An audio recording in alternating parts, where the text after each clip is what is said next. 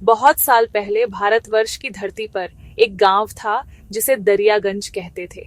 यह गांव अपनी सादगी और संस्कृति के लिए जाना जाता था, लेकिन एक रहस्यमयी कहानी इसकी हवाओं में घुली हुई थी। कहा जाता था कि यहाँ किसी जमाने में एक शक्तिशाली राजा का बेशकीमती खजाना छिपा है। किंवदंतियों के अनुसार यह खजाना पीढ़ियों से दरियागंज की धरती के नीचे दबा हुआ था, लेकिन उस खजाने के साथ एक भयानक श्राप भी जुड़ा था जो उसे पाने की कोशिश करने वालों को बर्बाद कर देता। गांव के लोगों ने लालच में आकर कई बार खजाने को पाने की कोशिश की, लेकिन हर बार उन्हें निराशा ही हाथ लगी और उन्होंने सब कुछ खो दिया। धीरे धीरे गांव में खुशहाली की जगह गरीबी और उदासी ने ले ली। अब उस गांव में सिर्फ गरीबी और उदासी का साम्राज्य था और लोगों के दिलों में डर समा गया था। ऐसे निराशाजनक माहौल में एक दिन रोहन नाम का एक नौजवान, जो बहुत लालची और साहसी था, उसने उस खजाने की तलाश में निकलने का फैसला किया। वह खतरों से बेखबर खजाने के सपने देखता हुआ गांव से निकल पड़ा। उस खजाने के पीछे मत जाओ बेटा, वह खजाना नहीं, एक श्राप है। जो भी उसे पाने की कोशिश करता है वह बर्बाद हो जाता है। लौट जाओ रोहन, लौट जाओ। रोहन ने बाबा की चेतावनी पर बिल्कुल भी ध्यान नहीं दिया। उसे वो सब दकियानूसी बातें लगीं। उसके मन में तो बस एक ही धुन थी। उसे पूरा यकीन था कि वह खजाना ढूंढ कर ही रहेगा और एक दिन गांव का सबसे अमीर आदमी बन जाएगा। उसे अपनी किस्मत पर बहुत भरोसा था। उसके पास एक पुराना नक्शा था जो उसके पुरखों ने सदियों पहले छोड़ा था। ये नक्शा पीढ़ी दर पीढ़ी उनके परिवार में चला आ रहा था। नक्शे पर एक विशालकाय पहाड़ी बनी हुई थी जिसका नाम महापर्वत था, और उस पर कुछ अजीबोगरीब निशान भी बने हुए थे जिनका अर्थ समझने में किसी को सफलता नहीं मिली थी। रोहन ने अपनी रोमांचक यात्रा शुरू की।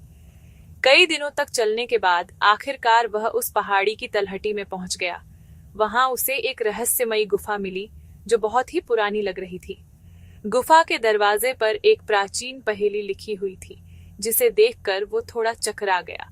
उस शिलालेख में लिखा था, जिसे पानी की प्यास नहीं वही आगे बढ़ पाएगा। पहेली का मतलब समझकर रोहन गुफा में अंदर गया। वहां उसे लगा कि खजाना मिल गया है। कमरा सोने और चांदी से भरा हुआ था, लेकिन जैसे ही उसने उन्हें छूने की कोशिश की, वह सब धूल और मिट्टी में बदल गए। कमरे में एक डरावना सा माहौल बन गया। तभी दीवार पर एक और पहेली उभरी, असली चमक अंदर होती है, बाहर नहीं। रोहन घबरा गया, लेकिन लालच ने उसे आगे बढ़ने पर मजबूर कर दिया। रोहन एक ऐसे कमरे में पहुंचा जहां 3 दरवाजे थे। हर दरवाजे पर एक अलग पहेली थी।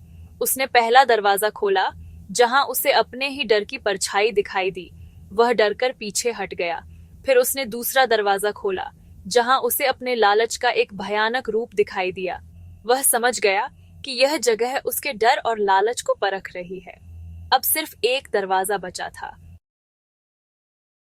रोहन ने हिम्मत करके आखिरी दरवाजा खोला। कमरे के बीच में एक बद्धा आईना रखा था। खजाने की जगह एक आईना देखकर वह बहुत निराश हुआ और गुस्से में उसे तोड़ने ही वाला था कि तभी आईने से एक आवाज आई, तुम्हारी सबसे बड़ी दौलत तुम्हारे अंदर है। रोहन रुक गया। आईने में उसे सिर्फ अपनी ही परछाई दिख रही थी। रोहन ने आईने में देखा। उस दर्पण में उसे अपनी लालची और निराश परछाई दिखाई दी, एक ऐसा प्रतिबिंब जो उसके भीतर चल रही उथल पुथल को दर्शा रहा था। तभी उसे बाबा की बात याद आई, खजाना नहीं, एक श्राप है। ये शब्द उसके दिमाग में गूंज उठे, उसे उस चेतावनी की याद दिलाते हुए जो उसने अनसुनी कर दी थी।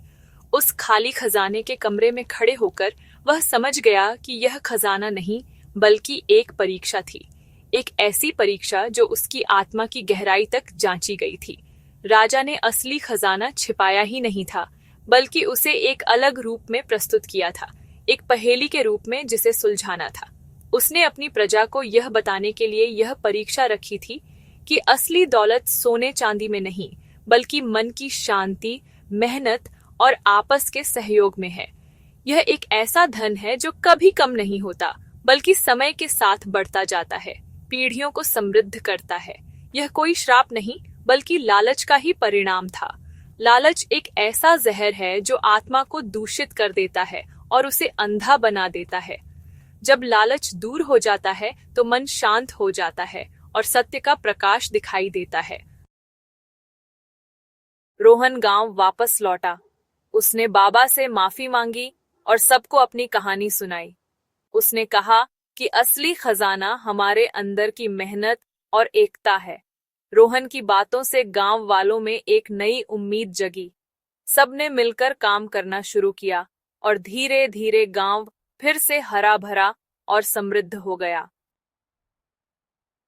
इस कहानी से हमें यह सीख मिलती है कि लालच हमें कभी खुश नहीं कर सकता। असली दौलत पैसों में नहीं, बल्कि अच्छे विचारों, मेहनत और इंसानियत में होती है।